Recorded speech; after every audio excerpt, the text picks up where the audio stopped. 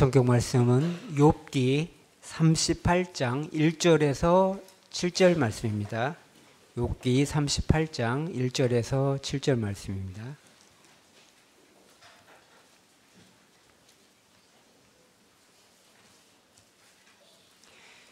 그때 여호와께서 폭풍우 가운데 욥에게 말씀하여 이르시되 무지한 말로 생각을 어둡게 하는 자가 누구냐? 너는 대장부처럼 허리를 묶고 내가 내게 묻는 것을 대답할지니라. 내가 땅에 기초를 놓을 때에 내가 어디 있었느냐? 내가 깨달아 알았거든 말할지니라. 누가 그것의 도량법을 정하였는지, 누가 그 줄을 그것의 위에 띄웠는지 내가 아느냐?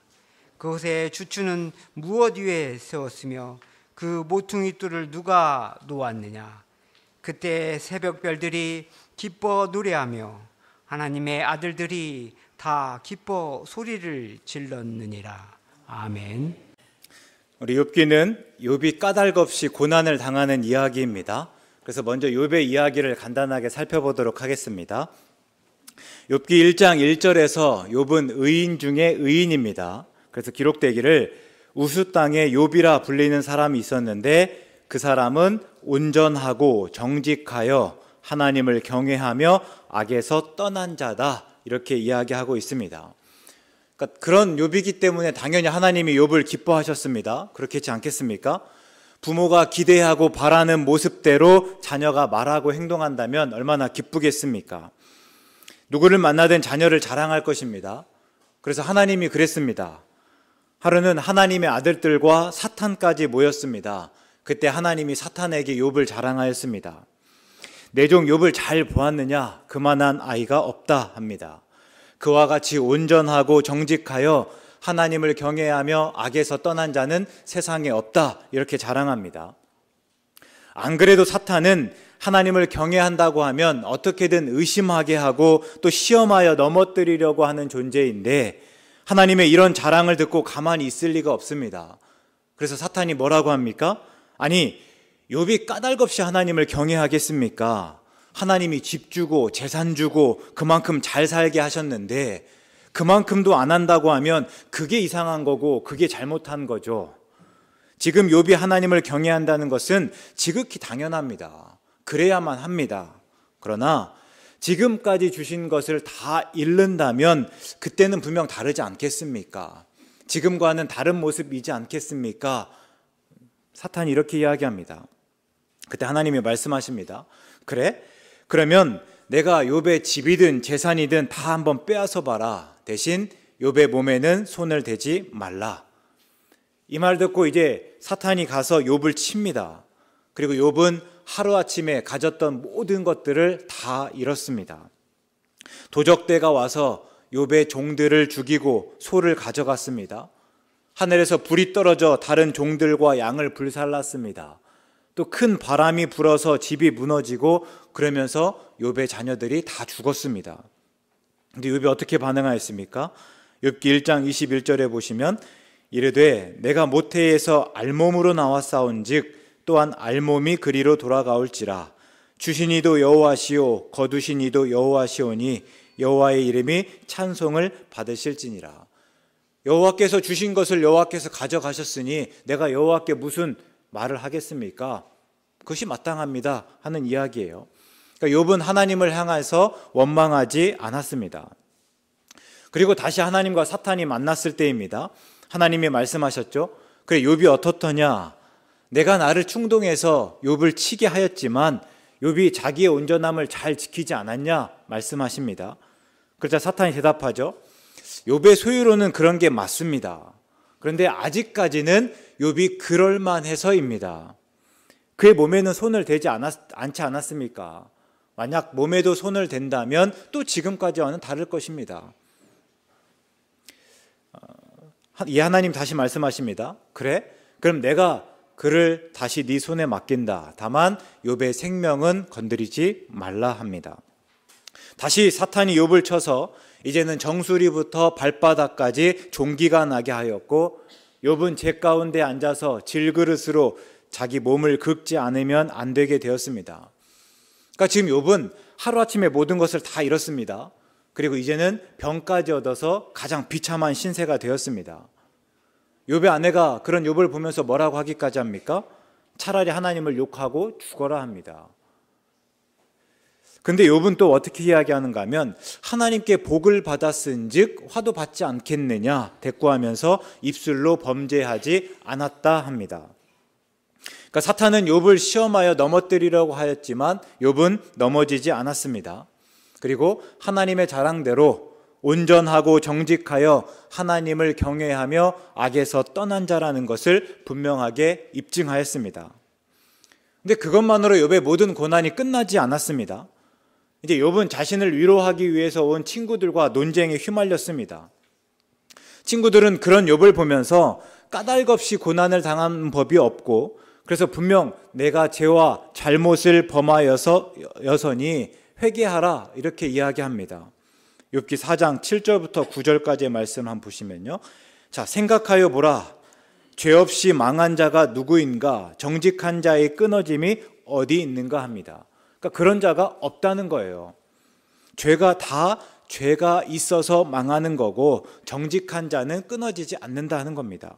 내가 보건대 악을 밭갈고 독을 뿌리는 자는 그대로 거두나니 다 하나님의 입기운에 멸망하고 그의 콧김에 사라지느니라. 이게 친구들의 주장을 대표하는 발언입니다. 그러니까 친구들의 주장은 다 인과응보입니다. 우리가 인과응보라는 말을 우리 속담으로 한번 이야기해 보면요, 그냥 뿌린 대로 거두는 법이다 하는 거예요. 콩 심은 데 콩 나고 팥 심은 데 팥 난다 하는 이야기고 아니 땐 굴뚝에 연기 날 일이 없다 하는 거죠. 그러니까 지금 욥이 그런 어려움을 당하는 것은 거기에 맞는 그런 죄와 잘못을 범하였기 때문이다 하는 이야기입니다. 그래서 이런 친구들의 주장을 한번 따라보면 지혜라는 것은 별거 아닙니다. 그냥 아침이 오고 나면 저녁이 오고 또 저녁이 지나면 다시 아침이 오는 것과 같습니다. 봄이 지나면 여름이 오고 여름이 가면 가을이 옵니다. 그러니까 이렇게 모든 일은 다 정해져 있다 하는 거예요. 모든 일 가운데는 나름의 패턴이 있다. 그리고 지혜는 다름 아니라 그 패턴을 아는 일입니다. 우리 신명기의 패턴이 무엇입니까? 하나님의 말씀을 따라 살면 복을 받고, 그러니까 하나님의 율법을 잘 지키면 복을 받고 그렇지 않으면 벌을 받는다 하는 것입니다. 그럼 우리는요, 이런 하나님의 말씀을 어떻게 지켜야 하는지 따져서 그 말씀대로 살면 그만입니다. 그러니까 그렇게만 살면 우리는 복을 받습니다. 그럴 때 지금 욥이 고난을 당하는 까닭이 무엇인가 하면 그렇게 살지 못해서라는 거예요. 패턴에 어긋난다 하는 거죠. 그래서 친구들이 말합니다. 어떤 죄를 지었는지 무엇을 잘못하였는지 생각해보고 회개해라. 그래야만 네가 살 수 있다 하는 이야기입니다. 근데 욥은요, 얼마든지 까닭 없이 고난을 겪을 수 있다 주장합니다. 그러니까 내가 죄와 잘못을 범해서 그래서 하나님께 내가 고난을 겪는 것이 아니라 얼마든지 까닭 없이 고난을 겪을 수 있다 하는 거예요. 무엇보다 지금 욥이 그런 고난을 당하고 있지 않습니까? 물론 죄를 짓고 잘못을 범하였다면 마땅히 회개해야 합니다. 그런데 욥은 정말 죄를 짓거나 잘못을 범하지 않았습니다. 욥은 친구들이 말하는 그 패턴이 항상 맞아떨어진다는 것이 아니라고 말합니다. 그래서 욥기 9장 17절의 말씀을 보면요, 하나님이 폭풍으로 나를 치시고 까닭 없이 내 상처를 깊게 하시며, 그러니까 꼭 까닭이 있어서가 아니라는 거예요. 하나님은 얼마든지 까닭 없이 사람에게 고통을 주실 수 있는 그런 분이다. 욥이 이렇게 이야기합니다. 그리고 20절과 21절의 말씀 보면요, 가령 내가 의로울지라도 내 입이 나를 정죄하리니 가령 내가 온전할지라도 나를 정죄하시리라. 나는 온전하다마는 내가 나를 돌아보지 아니하고 내 생명을 천히 여기는구나. 이게 무슨 말인가 하면 내가 의롭고 온전하다 하더라도 하나님은 내가 틀렸다고 하고 정죄하실 수 있다 하는 말씀이에요. 그러니까 이 말을 우리가 오해하지 말 건데요, 그러니까 하나님이 정의롭지 않다, 하나님이 변덕이 심하다 이런 말씀을 하는 것이 아니라 이게 욥이 주장하는 하나님의 절대 주권입니다. 하나님은 하나님이시기 때문에 얼마든지 그럴 만한 권리가 있다. 내가 그것을 인정한다 하는 의미예요. 그러니까 욥의 주장을 따라서 우리가 한번 보시면요. 오늘 고통과 고난을 겪는 사람들, 그러니까 오늘 힘들어하는 모든 사람들은 정말 그분들이 죄와 잘못을 범해서 그래서 벌을 받고 있는 것입니까? 모든 경우를 인과응보를 따라서 말할 수 있습니까? 오히려 우리가 여러 뉴스를 접하면서 한숨 쉬고 한탄할 때가 얼마나 많습니까? 복을 받아야 할 사람은 지질이 고생만 하다가 결국에는 허무하게 죽고, 당장 벼락 맞아도 괜찮을 법한 사람들은 언제까지나 떵떵거리며 잘만 사는 경우가 비일비재합니다. 하나님의 절대 주권을 인정한다는 것은 하나님이 특정한 방식대로만 움직이시고 그래서 패턴을 찾고 패턴대로만 살면 되는 것이 아닙니다. 오히려 욥의 주장은 그래서 하나님의 뜻이 무엇인지 끊임없이 물을 수 있어야 되고 우리는 그런 하나님 앞에서 겸손해야 된다. 이게 지혜다 라고 말하는 거예요. 이런 욥의 상황이 얼마나 억울합니까? 그래서 욥은 탄식하면서 하나님과 대면하기를 바라였습니다. 10장 2절에서는 내가 하나님께 아뢰오니 나를 정죄하지 마시옵고 무슨 까닭으로 나와 더불어 변론하시는지 내게 알게 하옵소서 라고 말하고 또 13장 3절에서는요. 참으로 나는 전능자에게 말씀하려 하며 하나님과 변론하려 하노라 이렇게 말합니다. 그러니까 이제 정말 간절한 거예요. 자기가 고난을 당하고 특별히 친구들도 자기의 편이 되어주지 못하고 자기를 위로하는 대신에 자기에게 탓하며 자기를 공격할 때 이제는 하나님 좀 만나고 싶습니다. 도대체 내가 왜 이런 고난을 받아야 되는지, 내가 왜 이런 손가락질을 당해야 되는지 하나님께서 오셔서 내게 말씀하여 주시면 좋겠습니다 하고 구한다는 거예요. 그리고 오늘 본문에서 드디어 하나님이 등장하셨습니다. 하나님은 욥이 왜 이런 고난을 받는지 분명히 말해 주실 수 있는 분입니다. 앞에서 어떤 일이 있었는지, 특별히 사탄과 어떤 이야기가 오갔는지 살짝 언급만 해주시면 됩니다. 또 하나님은 욥과 친구들의 주장 중에 누가 옳고 누가 그른지를 판단해 주실 수 있는 분입니다. 그래서 하나님이 등장하셨다 했을 때 욥도 그렇고 우리도 그렇고 이제 하나님께서 그 모든 것들을 다 이루어 주실 것을 기대합니다.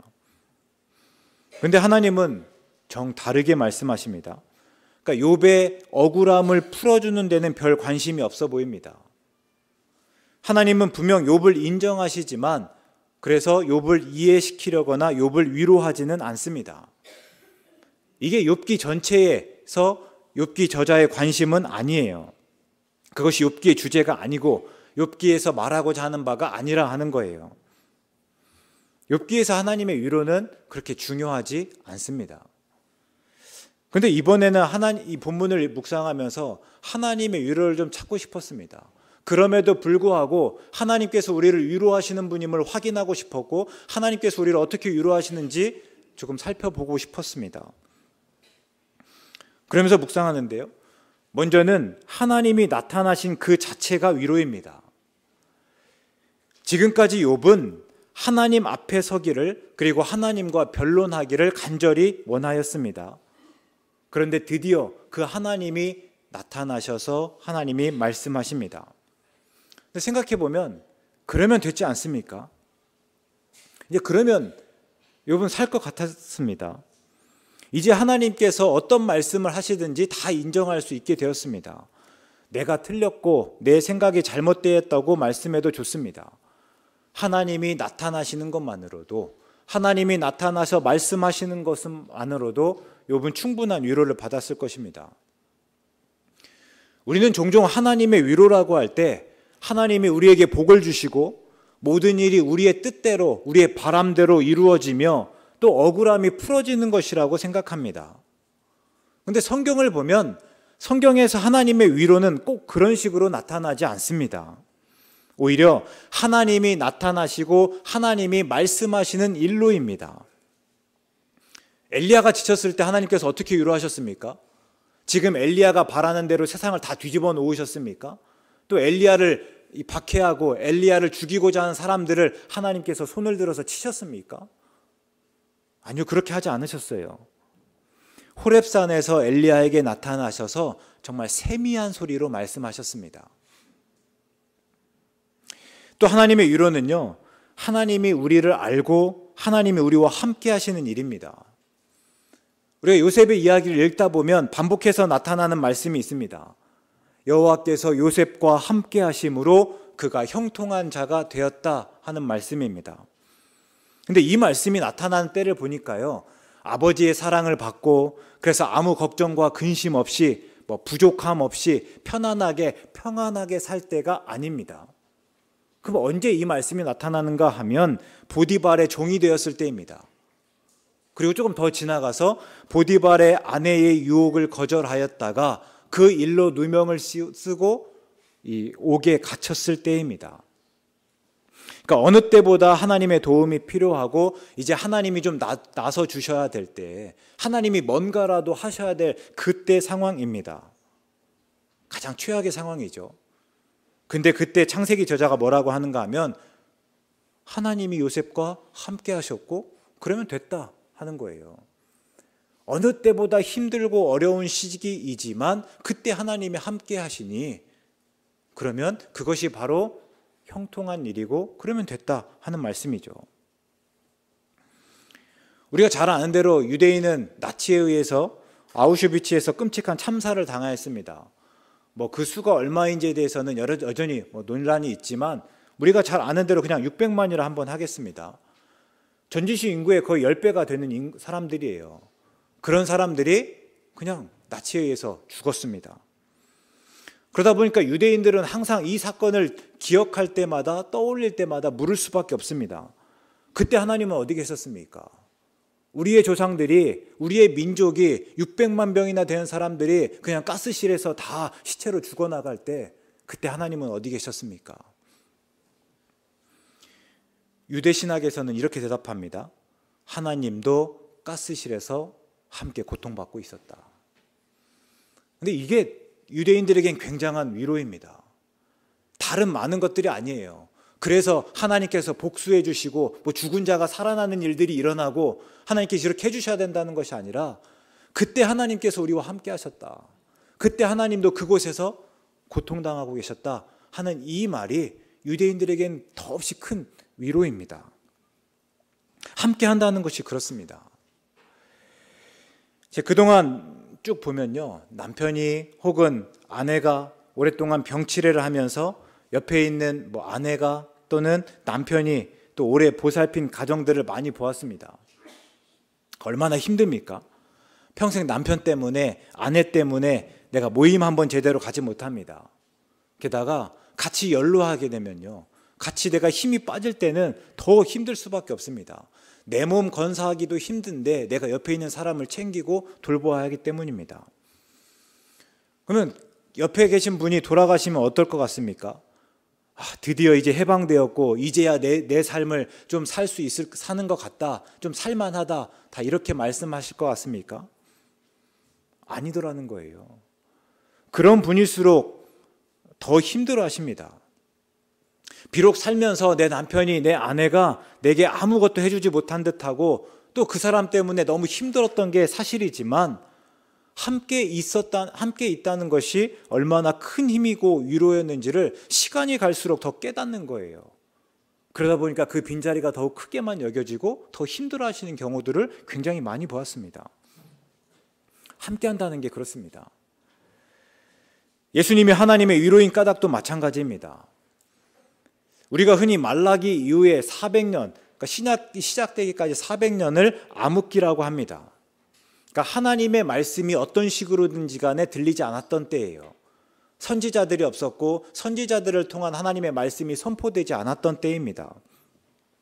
그러면서 이스라엘 백성들 사이에서는 어쩌면 하나님이 우리를 잊었다, 이제 하나님은 우리와 상관없는 분이다 하는 말들도 나돌았습니다. 그런데 그때 예수님이 나셨습니다. 마태가 예수님의 나심을 어떻게 말을 하는가? 마태복음 1장 22절과 23절의 말씀인데요. 이 모든 일이 된 것은 주께서 선지자로 하신 말씀을 이루려 하심이니 이르시되 보라 처녀가 잉태하여 아들을 낳을 것이요 그의 이름은 임마누엘이라 하리라 하셨으니 이를 번역한즉 하나님이 우리와 함께 계시다 함이라 합니다. 앞에서 암흑기라고 말씀드렸잖아요. 그래서 예수님께서 나심은 암흑 속에서 빛을 본 일입니다. 예수님의 나심으로 사람들은 다시 하나님이 우리를 잊으신 게 아니다, 하나님은 우리와 상관없는 분이 아니다 하는 것을 알게 되었습니다. 하나님은 우리와 함께 하시는 분입니다. 예수님의 나심을 통해서 하나님께서 우리와 함께 하신다 하는 것을 분명히 알았던 것이죠. 성경에는 하나님의 위로가 수없이 나타납니다. 그 중에서 하나를 꼽으라면 또 마태복음 28장 20절 말씀입니다. 예수님이 우리에게 가서 모든 민족을 제자로 삼아 아버지와 아들과 성령의 이름으로 세례를 베풀고 내가 너희에게 가르친 모든 것을 지키게 하라 말합니다. 물론 여기까지는 단순히 위로는 아닙니다. 그런데 그 이후에 뭐라고 말씀하시는가 보면요, 내가 세상 끝날까지 너희와 항상 함께하리라 말씀하십니다. 우리가 오늘 살면서 위로가 뭡니까? 각자의 삶에서 한번 들여다보시는데요, 제가 제 경우를 한번 간단히 얘기해보면 그렇습니다. 물론 목회가 무엇인지 조금 더 따져봐야겠지만 제가 나름 열심히 합니다. 최선을 다해서 설교를 준비하고 또 자는 시간을 제외하고는 거의 모든 시간을 그냥 교회를 생각합니다. 근데 그래서 항상 결과가 좋은가? 그래서 성경의 표현대로 30배, 60배, 100배의 결실을 맺는가? 그건 좀 다른 문제인 것 같아요. 그렇게 열심히 준비하니까 그럼 설교가 항상 만족스러운가? 또 그렇지도 않다는 거예요. 하나님을 바라보라고 선포하고 나면 또 성도님들의 처지와 형편이 보이고 그런 성도님들을 위로하지 못한 것은 아닌가 생각이 들면서 어딘가 틀렸을 수 있겠다, 방향이 잘못되었을 수 있겠다, 죄송하다, 이런 마음이 듭니다. 때로는 위로의 말씀을 전할 때면 그래서 어떤 도전을 드렸는가, 혹 하나님의 말씀을 우리에게 듣기 좋은 말로 바꾸었던 것은 아닌가, 또 이런 반성도 듭니다. 그래서 때로는 설교 후에 더 치열하게 묵상하곤 합니다. 그리고 많은 경우에는요, 묵상한 대로 묵상한 만큼 드러내지 못해서 속상할 때가 태반이죠. 또 한편으로는 교회를 위해서 생각한다고 그게 티가 납니까? 자는 시간 외에 수없이 생각하고 또 이렇게 저렇게 따져본다고 해서 누가 얼마나 알아줍니까? 그래서 뭐가 달라지는 것이 있습니까? 아니에요. 때로는 그러면서 지칠 때가 있습니다. 근데 그때 위로가 무엇입니까? 물론 성도님이긴 하지만 한편으로는요, 하나님이 나와 함께 하신다 하는 거예요. 세상에서 속상할 때 우리가 자식 보고 참을 때가 있지 않습니까? 내가 자식 때문에, 자녀 때문에 참는다 말할 때가 있습니다.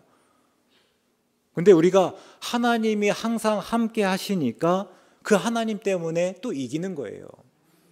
모든 것이 내 마음대로, 내 뜻대로, 내가 원하는 대로 다 이루어지지 않지만 또 누군가 알아주는 것 같지 않고 누군가 내게 위로를 건네기는커녕 나를 탓하는 듯하지만 하나님이 여전히 함께 하시니까, 하나님이 오늘 또 우리와 함께 하신다 하시니까 또 한 번 이겨보는 거예요.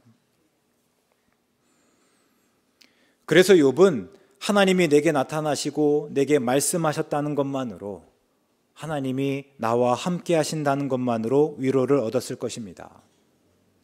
근데 하나님이 욥에게 대뜸 말씀하십니다. 2절과 3절의 말씀 보면요, 무지한 말로 생각을 어둡게 하는 자가 누구냐? 너는 대장부처럼 허리를 묶고 내가 내게 묻는 것을 대답할지니라. 분명 하나님이 욥을 질책하는 듯합니다. 근데 정말 그러는가? 또 한번 생각해 보는 거예요. 여기서 하나님이 지적하신 무지한 말은 욥이 자신의 생일을 저주한 말을 염두에 둔 표현입니다. 그러니까 욥은 까닭없이 고난을 당한다고 생각하면서 자신의 생일, 그러니까 자신이 태어난 날이 캄캄하였다면 좋았을 것을 이렇게 이야기합니다. 이게 욥기 3장 4절과 5절의 말씀인데요. 그날이 캄캄하였더라면, 하나님이 위에서 돌아보지 않으셨더라면, 빛도 그날을 비추지 않았더라면, 어둠과 죽음의 그늘이 그날을 자기의 것이라 주장하였더라면, 구름이 그 위에 덮였더라면, 흑암이 그날을 덮었더라면. 그리고 9절에서요, 그 밤에 새벽 별들이 어두웠더라면 그 밤이 광명을 발할지라도 얻지 못하며 동틈을 보지 못하였다면 좋았을 것을. 그러니까 자기가 너무 힘들고 어려우니까 내가 그때 태어나지 않았더라면 좋았을 것을, 내가 태어나서 문제다, 뭐 이런 한탄을 했다 하는 거예요. 그런 욥에게 하나님이 말씀하십니다. 본문 4절에서 보시면요, 내가 땅에 기초를 놓을 때, 이렇게 시작하죠. 그러니까 이 이후로 하나님은 계속해서 묻는 듯하지만 사실 하나님이 묻는 게 아니에요. 그러니까 답을 얻기 위해서가 아닙니다. 오히려 이미 답을 알려주시죠. 뭐예요? 내가 땅에 기초를 놓을 때에, 그러니까 땅의 기초를 내가 놓았다 분명히 알려주시는 거예요. 우리가 이런 의문문을 보통 수사 의문문이라고 합니다. 의문문의 형식을 가지고 있지만 답을 기대하거나 요구하지는 않습니다. 그냥 뭔가 강조하고 싶은 게 있는 거예요. 우리가 앞에서 욥의 친구들의 그 발언을 잠깐 보았는데요, 뭐라고 했습니까? 야, 죄 없이 망한 자가 누구인가? 그러면 그 누구인지 대답하라는 것이 아니에요. 죄 없이 망한 자는 없다 하는 것을 강조하기 위해서이죠. 그럼 이 말씀을 통해서 하나님은 무엇을 강조하시는가? 5절에서 보시면요, 누가 그것의 도량법을 정하였는가? 누가 그 줄을 그것의 위에 띄었는지 내가 아느냐? 뭐예요? 그 누가 다름 아니라 하나님이라는 것을 강조하시는 거예요. 6절에서도 그 모퉁이돌을 누가 놓았느냐? 하나님이 놓았다 하는 것을 말씀하시는 거죠. 그리고 7절에서요, 하나님이 그런 일들을 하셨을 때에 새벽 별들이 기뻐 노래하였다 말씀하십니다. 그러면 이렇게 말씀하신 하나님의 의도가 무엇인가? 앞에서 욥은 까닭없이 고난을 당하면서 생애를 저주하였다 말씀드렸습니다. 차라리 그날이 캄캄하였다면, 그 밤에 새벽 별들이 어두워졌더라면 좋았겠다 말하였죠. 이 새벽 별들이 앞에서 이야기한 거예요. 그러나 하나님께서는요, 욥아, 내가 까닭 없다고 하는데 내가 하는 일, 누가요? 하나님이 하셨다 했잖아요. 내가 하는 일, 그러니까 2절의 표현대로라면 내 생각을 다 알지 못하지 않냐. 너한테 까닭 없다고 해서 나한테도 까닭 없는 것은 아니지 않냐, 이 말씀이에요. 그걸 말씀하기 위해서 나를 강조하는 거예요. 내가 한다, 내가 한다. 네가 모르지만 나는 일한다 하시는 말씀이에요. 내가 땅에 기초를 놓고 내가 그것의 도량법을 정하고 내가 모퉁이돌을 놓았을 때, 그때 새벽별들이 기뻐하였는지 네가 과연 아느냐라는 거예요. 여기서 조금 더 나가보면요, 마찬가지로 내 생일, 내가 태어나는 것도 내 생각대로 운영하였고, 내가 태어나던 날도, 그러니까 내가 너를 태어나게 한 일로 새벽별들이 기뻐하였다 하는 것을 말씀하시는 거예요. 내가 한 일로 새벽별들이 기뻐하였는데, 욥, 네가 조금 힘들다고 해서 그 새벽별들이 없었더라면, 새벽별들이 빛을 내지 않았더라면 좋았다 말하는 게 과연 옳으냐 말씀하시는 거예요. 질책하는 듯하지만 하나님의 의도는 무엇입니까? 잘 태어났다는 거예요. 조금만 의역해 보면요, 욥을 그대로 인정해 주는데, 그동안 온전하고 정직하여 하나님을 경외하며 악에서 떠난 자로 살아줘서 고맙다 하는 거고, 또 비록 세상에 정의가 없고 오직 어둠과 혼돈뿐인 듯하지만 모든 것이 하나님의 생각 안에서, 하나님의 완전하신 계획 안에서 이루어지고 하나님의 손이 미치지 않는 곳이 없으니 지금처럼 온전하고 정직하여 하나님을 경외하며 악에서 떠난 자로 살아가라 하는 권유입니다. 이게 하나님의 위로가 아니고 무엇이겠습니까? 그래서 본문을 묵상하다 보면 떠오르는 구절이 있습니다. 스바냐 3장 17절의 말씀이에요. 너희 하나님 여호와가 너희 가운데 계시니 그는 구원을 베푸실 전능자시라. 그가 너로 말미암아 기쁨을 이기지 못하시며 너를 잠잠히 사랑하시며 너로 말미암아 즐거이 부르며 기뻐하시리라 하리라. 이것이 오늘 욥기 말씀을 통해서 우리에게 들려주시는 말씀이고 보여주시는 하나님의 마음이다 하는 거예요. 여러분, 우리가 그렇습니다. 살다 보면 욥처럼 까닭없이 고난을 겪는 듯하고 그래서 좌절할 때가 있습니다. 또 내가 실망할 때가 있죠. 공부도 못하고 잘하는 것도 없고 사랑받을 만한 구석은 보이지 않고 그러면서 스스로 가치없게 여깁니다. 내가 왜 태어나서 이 고생을 하는가? 내가 왜 태어나서 다른 사람들을 힘들게 하는가 싶을 때가 있어요. 그러나 하나님은 우리에게 정반대로 말씀하십니다. 너를 태어나게 한 게 나다 하시고 내가 태어났을 때 나는 물론이고 새벽별들이 함께 기뻐하였다 하시는 거예요. 그래서 하나님의 말씀을 다르게 이야기하면요, 너는 내 아들이라 오늘 내가 너를 낳았다 하시는 말씀입니다. 우리 성도님 중에 연로하다 보니까 아프고 힘들어서 하나님이 그만 데려가 주시면 좋겠다 말씀하시는 분들이 있습니다. 근데 그러지 않았으면 좋겠습니다. 듣는 저도 안 좋고 자식들도 안 좋고 하나님도 안 좋으실 것이기 때문입니다. 물론 아프고 힘들지만 그마저 하나님의 생각 안에 있고, 그래서 그렇지만 그럼에도 불구하고 다시 하나님을 의지하여 이기고 또 하나님을 기대하고 소망해야 합니다. 그게 또 하나님이 우리에게 기대하고 소망하는 바가 아닐까요? 내가 오늘 너에게 이런 날을 허락하였으니 이 날 가운데 힘들고 어렵지만 한번 잘 살아보면 좋겠다. 아무 소망이 없는 듯하지만 그 가운데 내가 너와 함께하니 나를 의지하여 내일을 또 기대하고 소망하면 좋겠다. 이거 하나님의 말씀 아니겠습니까? 주일학교도 마찬가지입니다. 때로 내가 또 원하는 결과들을 얻지 못하고 또 다른 사람들처럼 보다 좀 나약한 듯하지만 기죽지 않았으면 좋겠습니다. 항상 말하잖아요. 우리가 그렇게 쉽게 기죽고 내가 이렇게 콧받들일 사람이 아니에요. 하나님이 오늘 나 때문에 기뻐하신다고 하지 않습니까?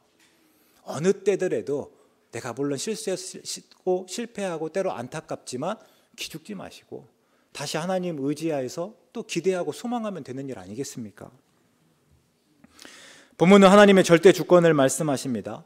우리가 까닭없다고 여기는 그 일에도 하나님은 까닭이 있다. 다만 우리가 그 하나님의 까닭을 알지 못할 뿐이다 하는 거예요. 그래서 우리는 하나님을 하나님으로 인정하고 하나님께 그 까닭을 묻고 하나님 앞에서 겸손하게 하나님이 하시는 일을 구할 수밖에 없다 하는 거죠. 그러나 그때마다 하나님은 우리를 만나시고 우리에게 말씀하시고 우리와 함께 하시며 우리를 위로하여 주십니다. 유일하신 아들을 내어주시면서 우리를 사랑한다라고 알려주셨던 것처럼 오늘 우리에게 보이는 모든 것으로 우리를 기뻐하신다 하는 것을 드러내준다 하는 거예요. 새벽 별들이 기뻐했던 것처럼 이제는요, 우리가 달을 보면서 별을 보면서 오늘 좋은 많은 것들을 보면서 하나님께서 우리를 기뻐하신다 하는 것을 알 수 있다 하는 거죠. 혹 오늘 여러 형편 속에서 힘들고 지치신 분이 있습니까? 하나님의 까닭을 묻고 계신 분이 있습니까? 오늘 욥에게 하시는 하나님의 말씀을 들으시고 또 그 말씀을 오늘 내게 주시는 하나님의 말씀으로 들으실 수 있기 바랍니다. 그리고 그 속에서 하나님의 위로를 경험하시고 하나님의 사랑을 깨달아 가실 수 있기를 주의 이름으로 축원합니다.